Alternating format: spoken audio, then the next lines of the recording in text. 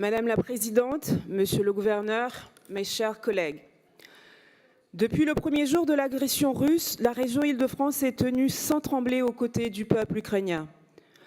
Pas par effet de mode, pas pour un communiqué de circonstance, mais par conviction, par fidélité à nos valeurs européennes et par respect pour un peuple qui, depuis maintenant plus de 3 ans de guerre et plus de 11 ans d'agression au total, se bat avec un courage et une résilience qui forcent l'admiration.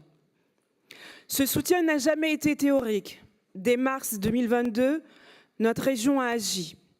Elle a financé des ambulances, des systèmes de chauffage collectif, des groupes électrogènes, de l'aide psychologique pour les enfants, du matériel scolaire et a même participé à l'opération Un bateau pour l'Ukraine qui a permis, comme vous l'avez rappelé, d'acheminer 1000 tonnes de matériel humanitaire.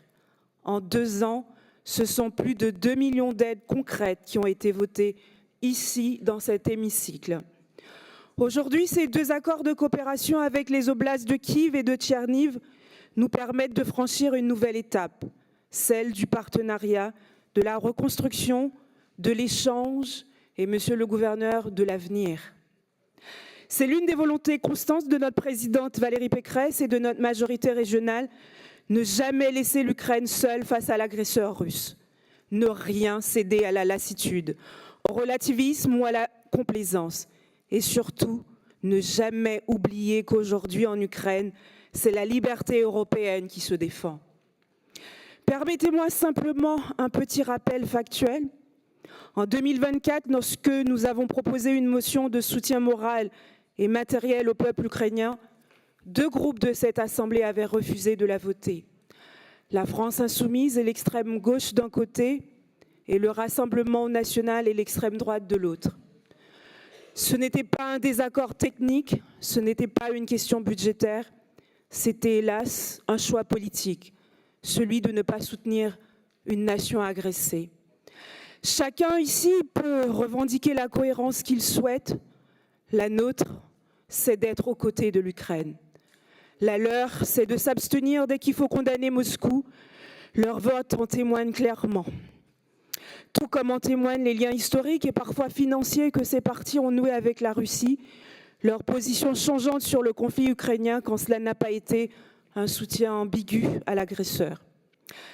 Chers collègues, ce que les Ukrainiens attendent de nous, c'est de la constance, du courage et de la certitude que la France restera aux côtés d'une démocratie européenne amie, agressée par un régime autoritaire qui menace nos valeurs. En votant ces accords, nous envoyons un message clair. L'Île-de-France, à sa tête la présidente Valérie Pécresse, sera tant qu'il le faudra aux côtés de Kiev, de Tcherniv et du peuple ukrainien.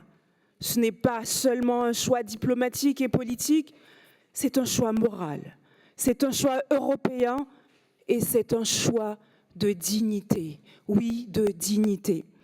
La majorité régionale à laquelle je siège et dont je suis fière, votera donc avec force et fierté cette délibération au nom de la solidarité, de la liberté et de l'honneur de notre région.